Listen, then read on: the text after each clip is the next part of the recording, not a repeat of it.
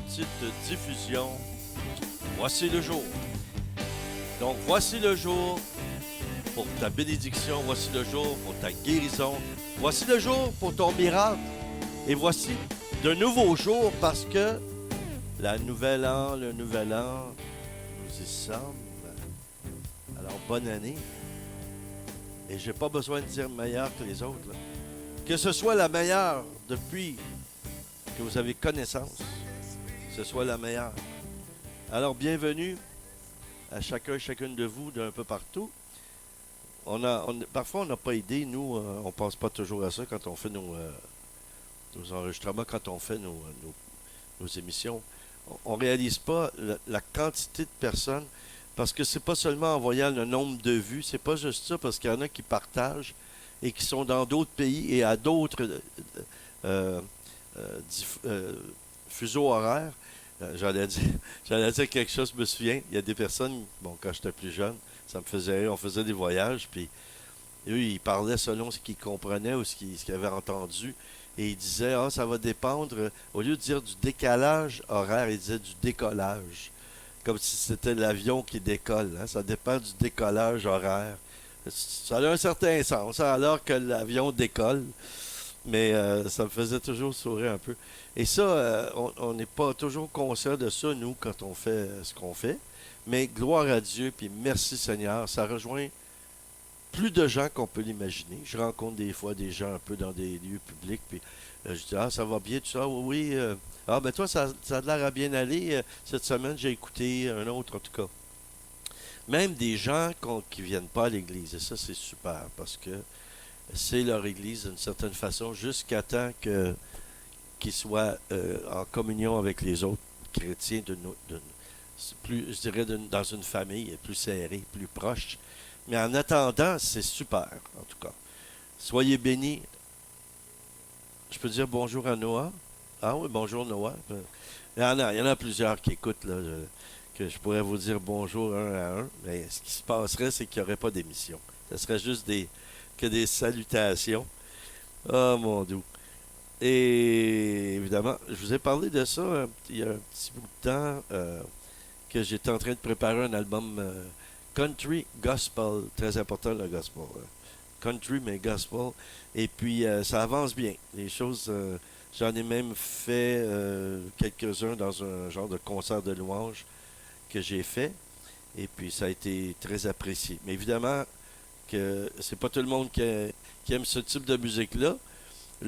Moi, j'en étais le premier bon, c'est pas ça que j'écoutais le plus, mais je sais pertinemment qu'il y a beaucoup de gens qui aiment ça.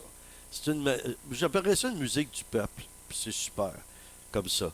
Alors, un petit chant que j'ai composé il y a 41 ans. J'ai confiance. On met notre confiance en Dieu.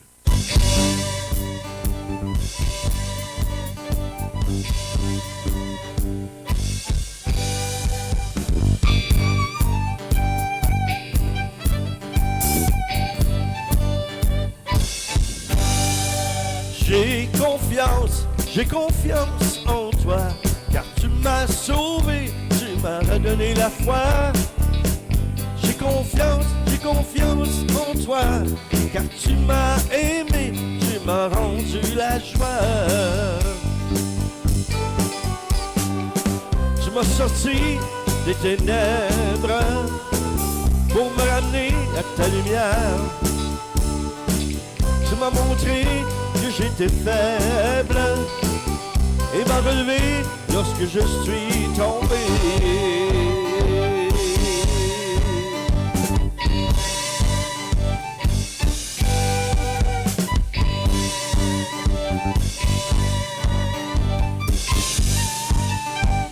Ceux qui la connaissaient, chantez. J'ai confiance en toi, car tu m'as sauvé, tu m'as redonné la foi. J'ai confiance en toi, car tu m'as sauvé, tu m'as rendu la joie. Tu étais là depuis toujours, et tu frappais à ma porte. Oui, j'avais trop peur de ton amour, mais maintenant tout a changé.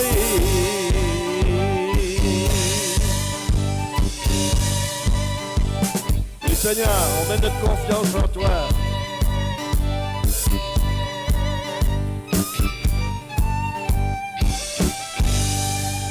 J'ai confiance en toi, car tu m'as sauvé, tu m'as redonné la foi.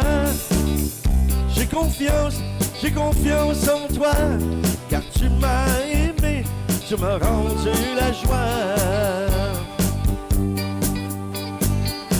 Tu m'as aimé dès le premier instant, en pardonnant tous mes péchés. Tu m'as aimé au-dehors et au-dedans, et faire naître en moi un cœur de petit enfant.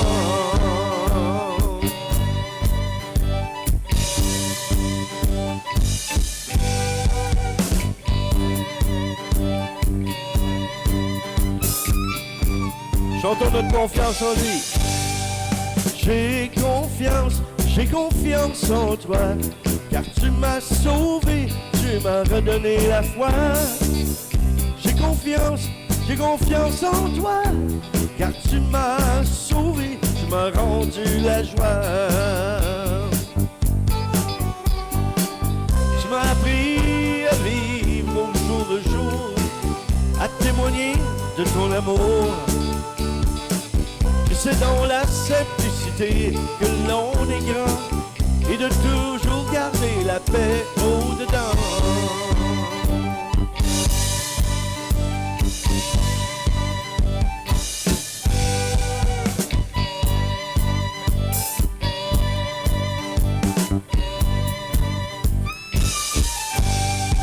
J'ai confiance en toi, car tu m'as sauvé, tu m'as redonné la foi.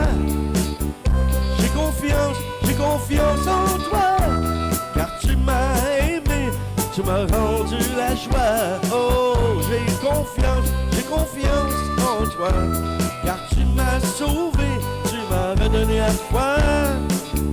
J'ai confiance en toi, car tu m'as aimé, tu m'as rendu la joie. Hey. J'ai confiance, Seigneur.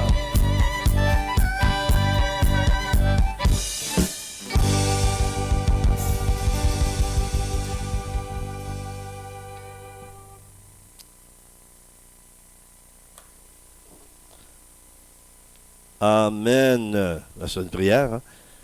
C'est un peu mon témoignage de conversion, ça. Dans les premiers mois, là, j'avais reçu ce chant-là.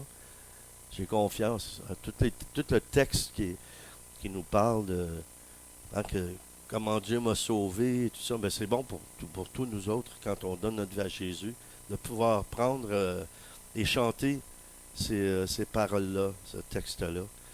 Je trouve ça quand même bien parce que des fois, je suis surpris moi-même, mais je vois bien que c'est le Seigneur qui a dû m'inspirer parce que je vois ça, puis c'est tellement précis dans la façon que c'est écrit, mais mon cœur était rempli tellement presque à éclater de l'amour de Dieu. Quand tu viens de le rencontrer, hein, comme on dit, on tombe en amour. Je sais pas si tombe en amour.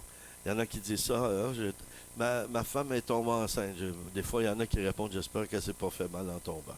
Bon, la même chose, tombe en amour. Faut pas se faire mal, mais en fait, c'est Dieu qui vient nous faire tellement du bien.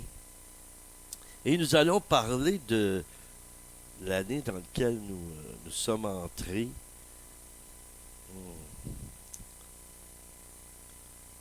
Hey, c'est quelque chose, hein? C'est quelque chose qu'on vit là.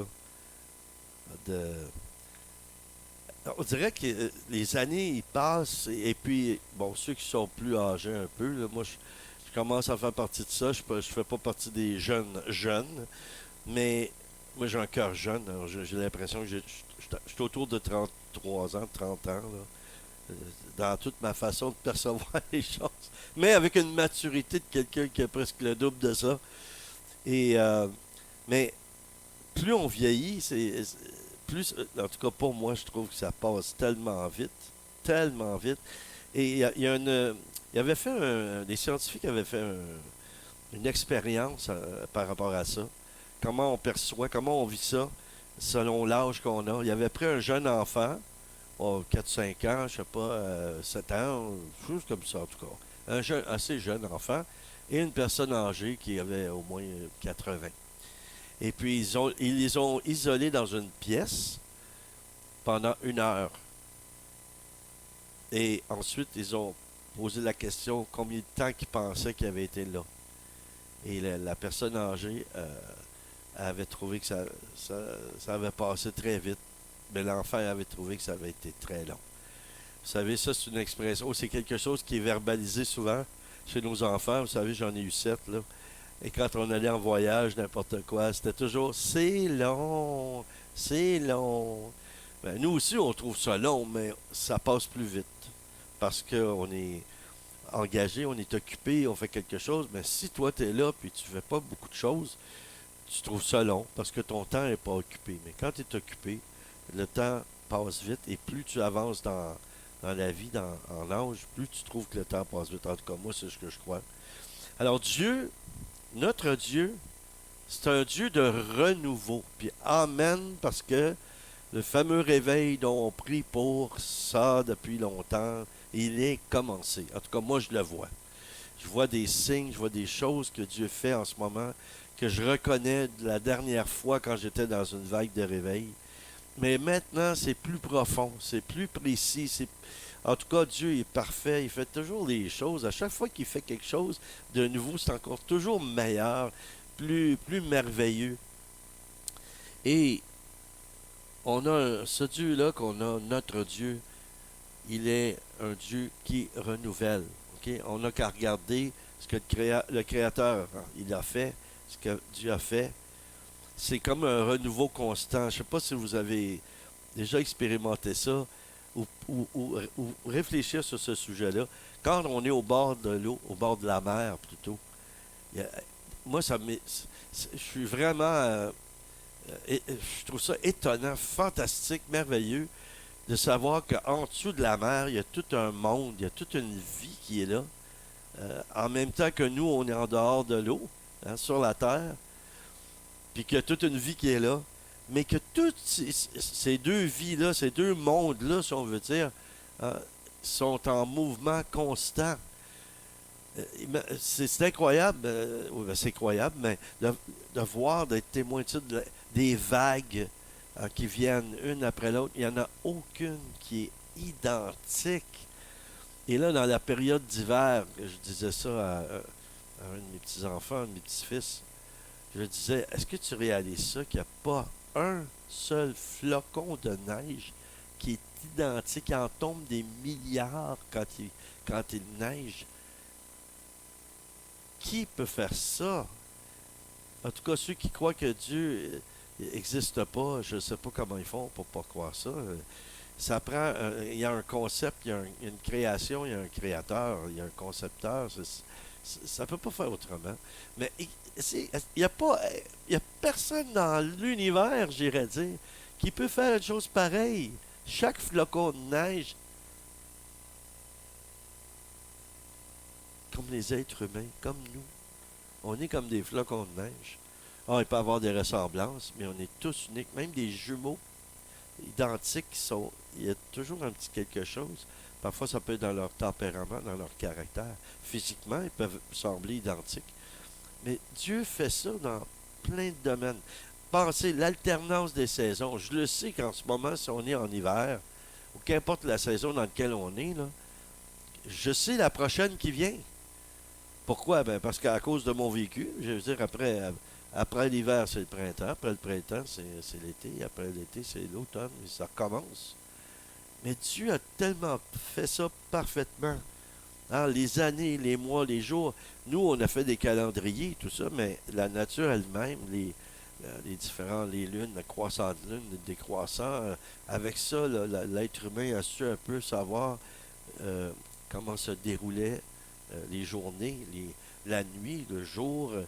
Dieu appelle à vivre chaque jour pour nous comme un nouveau. C'est ce que je vous souhaite. Qu'à chaque jour de cette année, que vous la viviez comme si c'était le dernier jour. Je vous dis pas ça pour être fataliste, là, mais la vie, c'est tellement extraordinaire. Moi, ça m'attriste quand je vois des gens qui gaspillent leur vie à être toujours dans l'attente de quelque chose qui vient pas, ou d'avoir des faux espoirs. Moi, ça m'attriste, ça me fait de la peine. Mais pour moi, dans ce que je fais, dans l'appel que j'ai, dans ma vie comme père de famille, je fais le maximum de tout ce que Dieu m'a mis d'amour dans mon cœur pour aimer les autres, pour faire et partager ce que j'ai reçu. Dans Matthieu 6, 34, Jésus dit, moi je trouve ça très puissant cette parole-là, mais c'est comme si des fois on s'y habitue. Matthieu 6, 34, ne vous inquiétez donc pas du lendemain, car le lendemain s'inquiétera de lui-même. À chaque jour suffit sa peine. Il aurait pu dire aussi à chaque jour suffit ou surabondance de joie. Euh, C'était pour nous faire comprendre que à tous les jours, on ne sait pas ce qui nous attend. Il y a des journées qui sont mieux que d'autres, selon nous, en tout cas qu'on trouve que ça va mieux. Puis il y a d'autres journées où c'est plus difficile. Mais si on apprend à vivre chaque jour en faisant tout ce que l'on peut pour s'accrocher au bonheur, c'est un peu ça je pourrais dire, oui. Puis je crois que nous devrions vivre chaque jour comme, justement, le dernier. Je fais tout ce que je peux aujourd'hui, du mieux que je peux. Puis avez-vous remarqué que quand on perd un être cher, là, il y en a de nos amis qu'on a perdu pendant la pandémie, là, moi, vraiment, ça me touche. J'ai pas perdu personne de ma famille directement, mais des amis, des connaissances, des gens que j'aimais, j'appréciais, qui sont partis comme ça. Mais ce qui me réjouit d'un autre sens, dans un autre sens, c'est que je sais qu'ils sont avec Dieu, parce que c'était des hommes et des femmes de Dieu qui avaient une belle relation avec le Seigneur. Donc je sais qu'ils sont dans le bonheur éternel. Puis avez-vous remarqué ça que euh, quand on perd quelqu'un, on commence à se remémorer surtout les derniers jours, les dernières heures de cette personne-là, ce qu'elle a fait, ou ce que nous, on a fait envers cette personne-là, qui peut être bien, ou parfois un peu moins bien, qu'il y en a qui vivent de la culpabilité, j'aurais dû dire ça, ou j'aurais pu faire ceci, j'aurais pu faire cela. Puis on se met à méditer sur ça, puis à réfléchir à ça. Des fois, ça crée un malaise intérieur parce qu'on se dit, oh, j'aurais sûrement pu faire plus. C'est pour ça qu'à chaque jour, il faut faire le possible, ce qui est possible pour dire aux autres qu'on les aime. Euh, Moi, je vous dis ça comme ça en passant. Attendez pas que je meure. Si jamais je suis pas si je suis pas si je meurs avant l'enlèvement, là, j'y crois là. Euh, Écoutez, envoyez pas de fleurs ou des trucs comme ça. Gaspillez pas votre argent. Donnez ça pour aider à des gens qui sont dans le besoin. Ou si vous avez des choses à dire, pour me dire, et moi c'est la même chose envers vous, pour vous dire, hein, dire à quelqu'un qu'on l'aime. Il faut pas attendre. Faut le dire là, là. Faut le faire là. Tu sais, les gestes qu'on a, faut pas retenir l'amour. Faut laisser l'amour se manifester. Moi, je proclame ça par la foi, là. 2022, une année d'amour. On a tellement besoin d'amour. L'amour de Dieu, mais l'amour naturel aussi. Hein, de savoir qu'on est aimé de quelqu'un, qu'on est apprécié de quelqu'un. C'est quelque chose peut-être à méditer. Le psaume 33, versets 3 et 5. 33, 3 et 5. Chantez-lui un cantique nouveau. Faites retentir vos instruments et vos voix, car la parole de l'Éternel est droite, et toutes ses œuvres s'accomplissent avec fidélité. Il aime la justice et la droiture. La bonté de l'Éternel remplit la terre. Et vous, vous faites partie de ça. Vous faites partie de ça, la bonté de l'Éternel. Dieu est bon en vous. Dieu est bon pour vous. Dieu est bon à travers vous. Manifestez sa bonté. Lamentation, chapitre 3, versets 22-23. Je fais toujours une blague avec ça, là. Ça fait longtemps que je n'ai pas fait cette blague-là, mais je disais, ah, saviez-vous ça que dans la Bible, il y avait le livre des Québécois? j'ai jamais vu de livre des Québécois. Ben oui, Lamentation. Ouais, nous, les Québécois, on aime ça. Il y en a. En France, ils disent pas ça comme ça. Nous, au Québec, on dit ah, on aime ça chialer. Hein, chialer.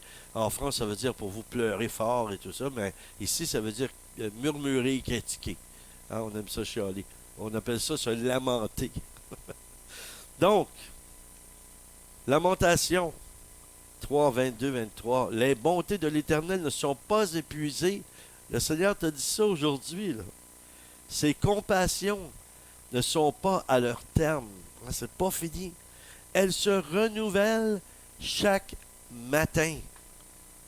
Que ta fidélité est grande. Si en ce moment tu écoutes, bon, il y a deux diffusions différentes, ça dépend. Si vous êtes en Europe, vous êtes peut-être le matin, vous êtes peut-être le soir. Ici, c'est la même chose. Il y a une diffusion qui est le lundi soir à 19h, puis il y en a une autre qui est le samedi après-midi, dans une autre région du Québec, à la radio de Québec, où ils diffusent cette émission-ci, qui Ciel Québec. Alors, ceux qui sont dans la région-là, sur Internet, Radio Ciel Québec. Donc, voilà. Soyons dans l'espérance, parce que aujourd'hui, à chaque matin, c'est bénédiction, c'est grâce, son amour se renouvelle pour nous. Il faut la saisir. Il faut essayer de faire abstraction de toutes les distractions. Ça, c'est la spécialité du diable, de nous distraire pour qu'on ne prenne pas de temps avec le Seigneur. Alors, laissez-vous pas distraire. Il faut être dans l'espérance que Dieu accomplira en nous et par nous une autre partie qu'il a promis nous concernant dans l'année qui vient. Il y a des promesses. Moi, je prie en ce moment par la puissance du Saint-Esprit, au nom de Jésus-Christ, que toutes les prophéties que vous avez reçues, qui n'ont pas été accomplies, les vraies, authentiques prophéties, les autres, on les annule au nom de Jésus. Mais les vraies, qu'elles se déclenchent. Vous avez reçu des paroles. Seigneur, je te prie, Père, au nom de Jésus, que chaque personne qui écoute, ça se déclenche pour vous dans cette année 2022. Que vous ne soyez plus dans l'attente d'une réalisation, mais que vous la viviez. Et j'ai dit déjà dans une autre émission, je vous souhaite le présentiel du Saint-Esprit.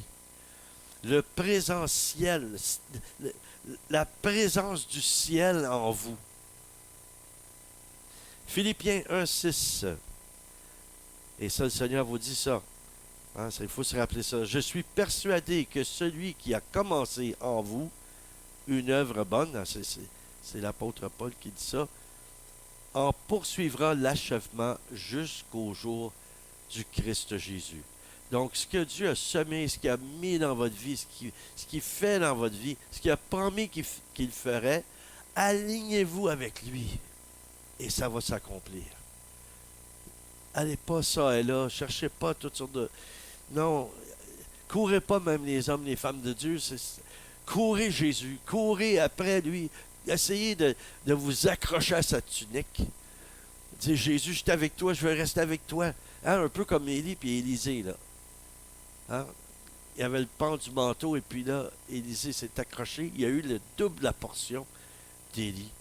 Ben, je vous souhaite des doubles portions cette année. C'est ça que je vous proclame au nom de Jésus.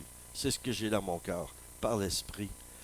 Puis on doit jeter un bref regard sur l'année qui se termine, hein, qui s'est terminée, et rendre grâce à Dieu pour tout ce qui a permis, qui nous a donné de vivre, puis d'être dans l'espérance face à l'avenir. Soyons dans l'espérance.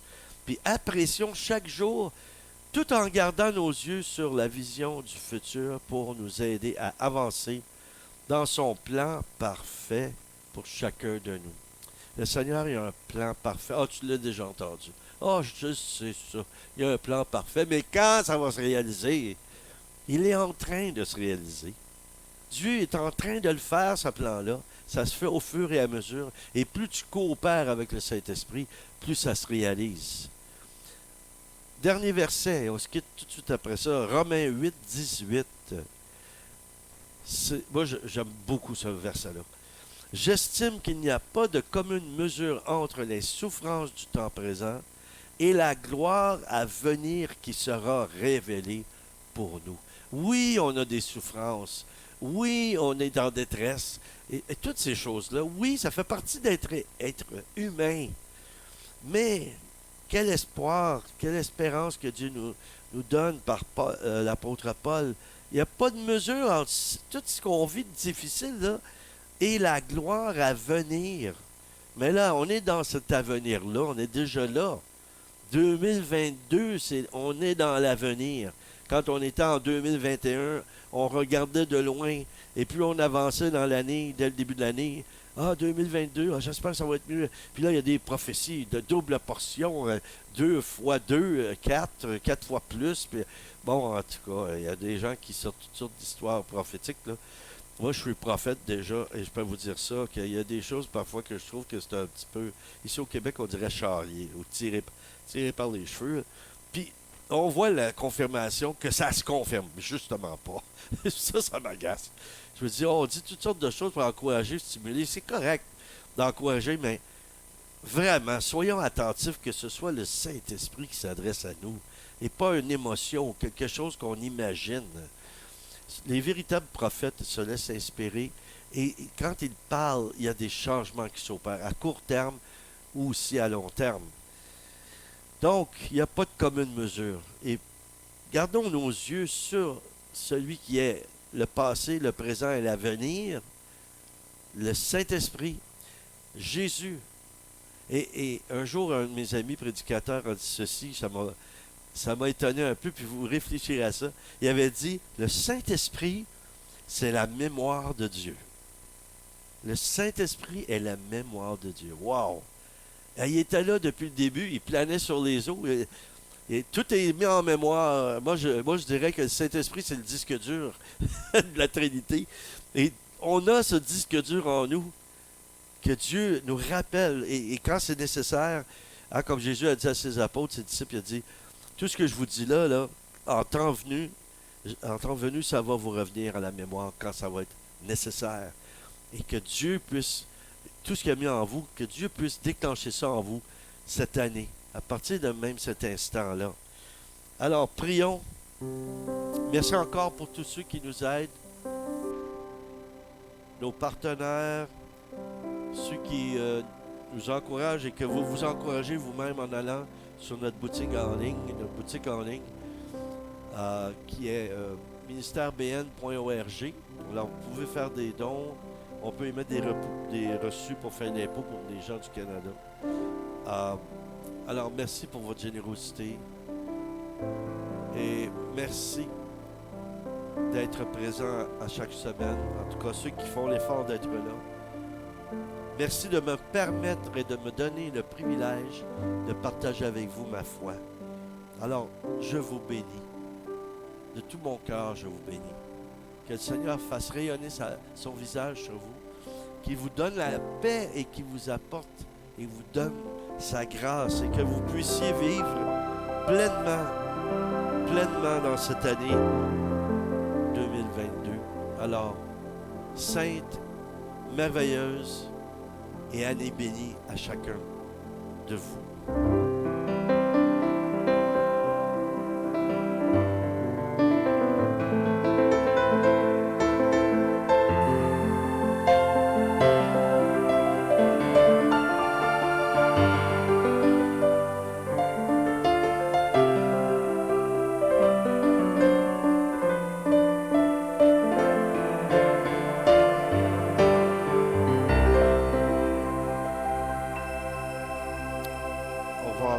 À la semaine prochaine.